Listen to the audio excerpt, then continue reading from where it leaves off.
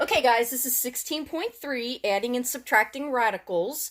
Now, the important thing to remember for this are like terms. So if I gave you 2x plus 3x and I said, can you do it? You would say, yeah. They have different constants, but they have the same variable. That's what makes them like terms. 2 and 3 is 5, and then you rewrite your x. All right? These work the same way. So if you want to add or subtract, you have to have like radicands. So on this, I have radical 3 on both, so I can go ahead and add it. So I add my 8 and I add my 6. 8 and 6 is 14, and then I just rewrite my radical 3. It's not any harder than that. Just like down here, you had to have like terms so you can add it. All right, let's look at your next example. And all these examples that are on here are the same way. So, can we subtract? Well, we have like radicands, so yes, we can. So 2 minus 7 is what? Negative 5. And we rewrite our radical 11. And it's okay for your constant, for your large number to be negative. It's just not okay for your negative to be under your radical. Your next example. We have 3 radical 6 plus 5 radical 6. They are like terms. We add our constants. 3 and 5 is 8. And we rewrite our radical 6. So once you get used to looking at these as like terms, it becomes, pretty easy for you. Very straightforward. So the next one is 5 radical 10 minus 7 radical 10. We have the same radicands, so we can go ahead and we can subtract our constants. 5 minus 7 is negative 2. Rewrite radical 10. So just like with like terms, when they have like radicals, like radicands, they're very easy. The only thing that might throw you a little bit is if you have something like this. So, what are you going to do with that? You have to remember, there's an understood 1. Just like if I gave you x plus x, the answer is 2x. Why? Because there's an understood 1. These have an understood 1 as well. So that's how it's presented to you. If you want to go back and put the 1 in front of it so you remember, that's fine. I don't really care.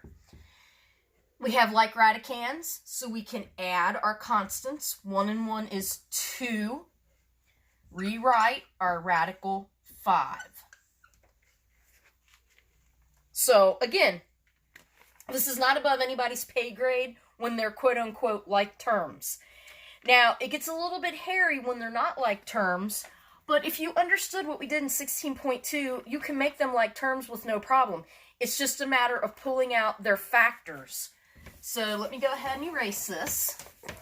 And for some of you guys, you're going to have to spend some time on this. It's not going to come, as easy as falling out of a tree. You're going to have to spend some time on it. So the first one that's on here is I have 3 radical 2 plus radical 8. So, can we do it? No, they're not like terms. Remember, our like terms would be the same radicand. So, is there any way I can get factors out of 2 that are somehow going to give me an 8? No. The only factors here are 2 times 1. So, we're not going to be changing that. What about 8? Is there any way I can get factors out of 8 where I'm going to have a 2? Yes. 4 times 2 is 8. All right. So let's rewrite this. This is not going to change. This can be broken up into 4 and 2. Okay. So now that we have that broken up, we have to go ahead and we have to simplify. We do multiplication before addition. So what can we do over here? Well, 4 is a perfect square. Square root of 4 is 2. Bring him down. because 2 times radical 2 is 2 radical 2.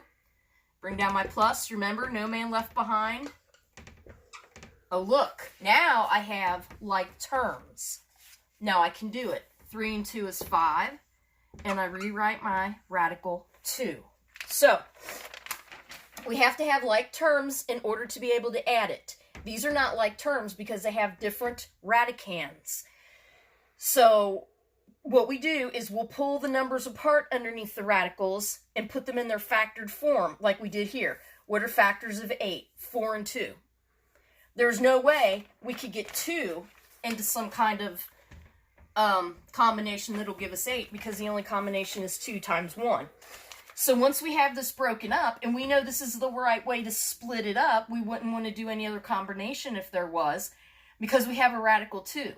We know that if we do something with this, it's going to give us some number radical 2, which will make it a like term for that, and I can do my addition. So there's a couple different ways as you're working this out. You can look at it to make sure that you're, on the right track. Let's do another one. Let's do a subtraction one. The subtraction and the addition work exactly alike. So we've got radical 18 minus radical 27. So it's subtraction, okay. They're not like terms. I have to make them like terms, all right? So I'm looking for factors that's going to give me a like radical. So let's take a look at this. We have factors of 18. We could go 18 times 1. We could go 9 times 2. We could go 6 times 3. If there are any more, it's eluding me right now. It's late. I'm tired. Okay, let's look at the combinations for 27. We could go 27 times 1. We can also go, 9 times 3.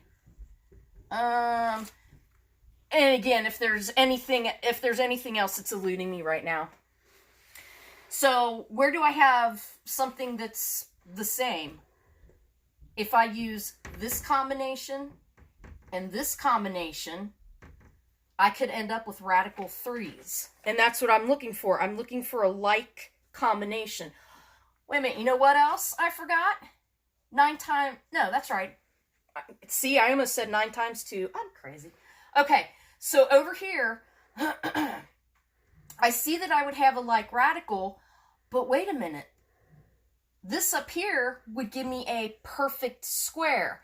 So if I'm thinking about, I could have a like term that's going to give me a like radical, or I can have terms that are going to give me perfect squares. I'm going to go with the perfect squares. It's considered more simplified. So we're not going to go with that. We're going to go with that. Why? 6 and 3, neither one of them are perfect squares. But 9 times 2, 9 is a perfect square.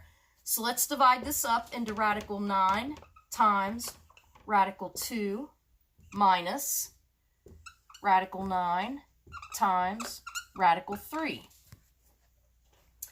So think about it for a minute, why I picked each one of these combinations. I'm not going to have like radicals where I can subtract them, but I am going to have perfect squares, which is a bigger bang for your buck. So square root of 9 is 3, so that's going to give me 3 radical 2 minus square root of 9 is 3 radical 3. So now I'm looking at that and I'm thinking to myself, can I do anything else? No, I can't. How do I know? Because these are not like terms. The only factors of 2 is 2 times 1, and the only factors of 3 is 3 times 1. So there's no way that I can break up the 3 or the 2 where it's going to give me a like radical. I went up here, instead of picking the 6, like if I would have gone 6, radical 6, radical 3, neither one of those numbers would have broken down. Let me show you what I mean. If I would have gone like this,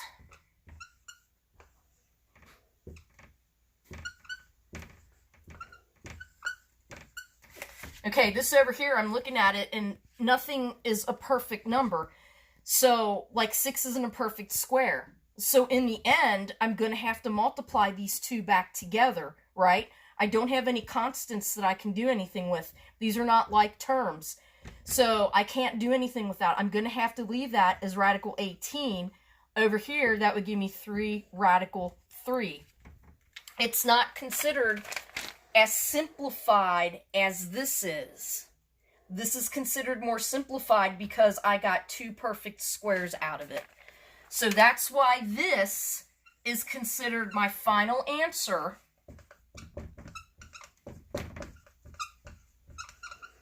And not that. There will be some people on the exam that will give me that. And it'll be incorrect. And I just told you why it's incorrect, because this is more simplified than this. So, and it says, on the paper, on the notes I gave you, I just have it worked out. I don't go into the whole discussion of why. But I do know that on the test, that I'll get variations of both of these answers. So I want you to know why one is right and the other one's not. Okay, let's look at another one.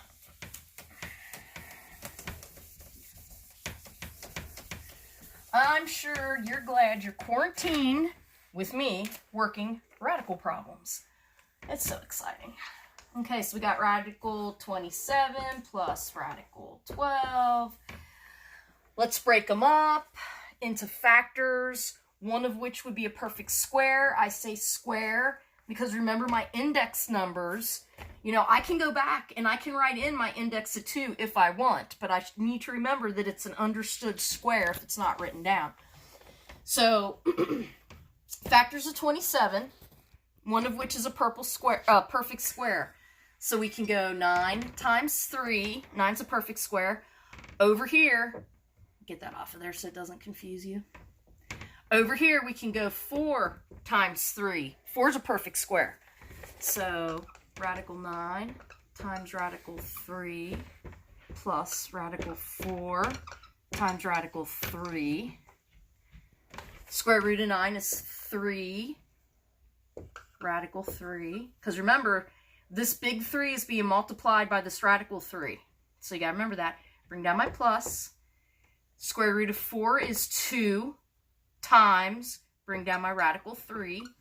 We don't put the dot in between there. That's why the dot went away. It's understood to be multiplication. Now I look at it and I say, can I add? Well, guess what? I have the same radicands. So yes, they're like terms. I can go ahead and add them. So 3 and 2 is 5. And I rewrite my radical 3. I can't break that down any further. The only factors are 3 and 1. It won't break down. That is my final answer. And I don't expect you to be going through them as fast as we're going through them right now. Because you got to think about it. You got to work the homework. And you're probably going to struggle with the homework. It's going to pay off on your final. Excuse me. No, I don't have coronavirus. My asthma's kicking my butt. But remember, your final weighs pretty heavily on your final grade, so you have to do well on it. So, let's go ahead and do another one. I have 2 more examples for you. You only have 1 more example on your paper, but I have an extra one to put up here for you. And then it's going to be shorter than our usual time, but that's all right. I can only throw so much material at you. You have to have time to go back and work on it. Okay, so can we subtract? We don't have like radicands, so we have to break them up. Okay, 18. I'm going to start over here because it's smaller. 18. What are 2 factors I can break 18 into, one of which is going to be a perfect square, because remember our index number is 2. 9 times 2, right? Okay, so I can break that up into 6, radical 9, radical 2. Subtract. Now I got big boy over here. I got 200. What can I break it into? One of which has to be a perfect square. And it would be nice if the other one were a 2 to give me a radical 2. Well, 100 times 2 gives me 200. Correct? So this can be written down as 5 radical 100 radical 2. Now, you got to remember something. I'm going to write everything down step by step. I'm not going to do anything with this 5, so I'm going to write him down. What's going on between the 5 and this radical? They're being multiplied. 100 is a perfect square of what? 10. Can't do anything with him. I'm going to bring him down. Minus. What's going on between 6 and the radical 9? They're being multiplied. Square root of 9 is 3. What's going on with radical 2? It's being multiplied. So I think y'all could probably get that far. And then I think you might have sputtered out. That's where all those numbers came from. Remember, the order of operations says I multiply before I subtract. I got to go left to right. Start multiplying. 5 times 10 is 50. Times radical 2 is radical 2.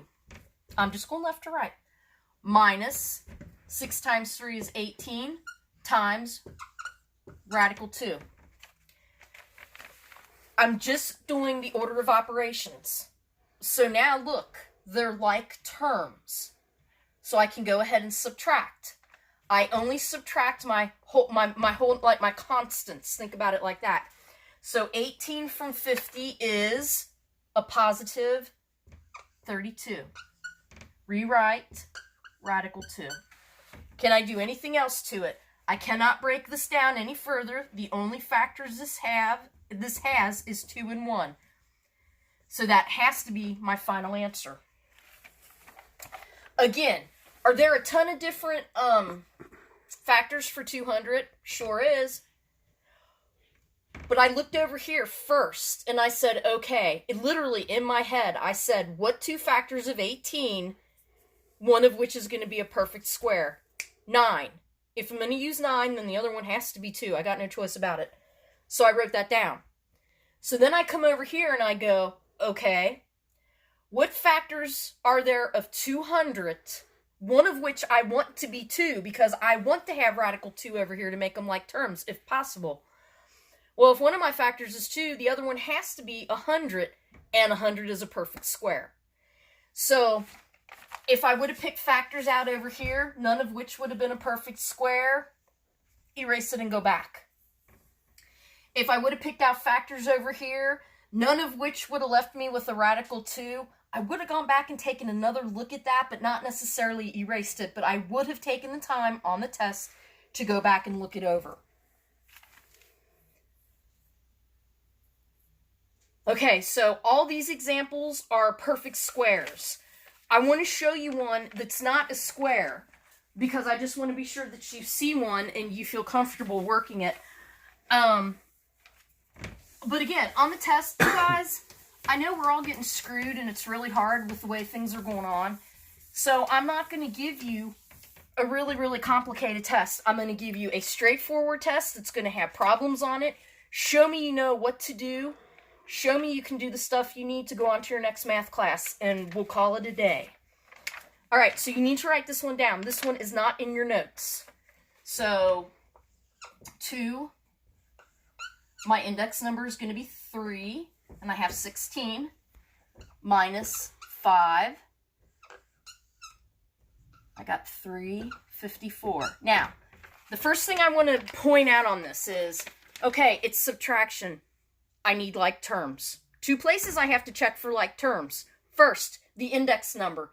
If this is a 3, this also has to be a 3. If I had this,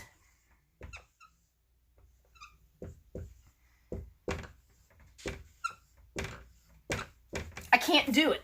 Even if I break these up, I can't do it. They're not ever going to be like terms, because one has an index number of 2 and one is an index number of 3. So write down, can't do different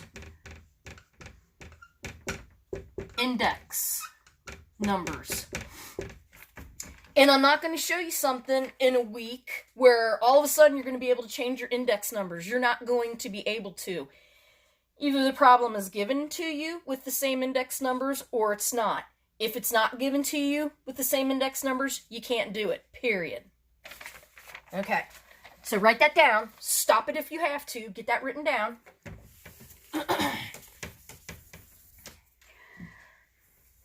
Okay, so we checked. We have the same index number. Now we look under here. Okay, they're not like terms. Can we break them into factors that are going to give us a like term? But I have to remember, I'm not looking for perfect squares. I'm looking for perfect cubes. And we talked about perfect cubes in 16.2. So I'm going to break this up. So let me see. Let's do it like this. I think it'll be easiest for everybody to keep track. So factors of 16. I could go 4 times 4. I could go 8 times 2. I'm thinking 8 times 2. How come? Because 2 times 2 is 4. 4 times 2 is 8. 8's going to be a perfect cube. I could write these separately if I wanted to, like I did on my other problems.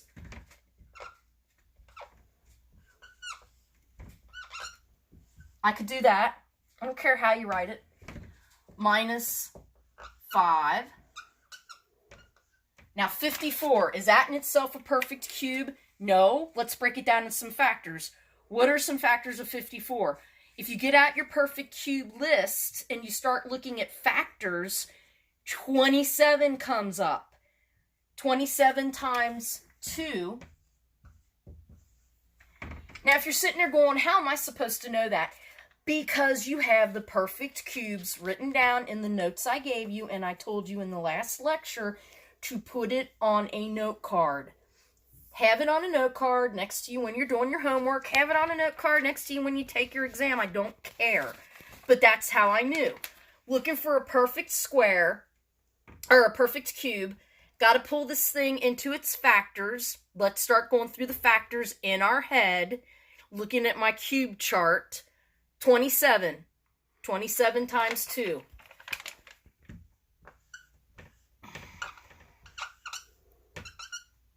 Oh, and look here. In the end, I'm going to come up with like terms. That's awesome. But in the meantime, what do I do with this? What's going on with 2 in this? It's being multiplied. So 2 times, and I already told you what's the cubed root of 8? 2. Bring that down, because it's all being multiplied by the cubed root of 2. Minus, bring my 5 down. What is the cubed root of 27? 3 times 3 is 9. 9 times 3 is 27. Bring that down.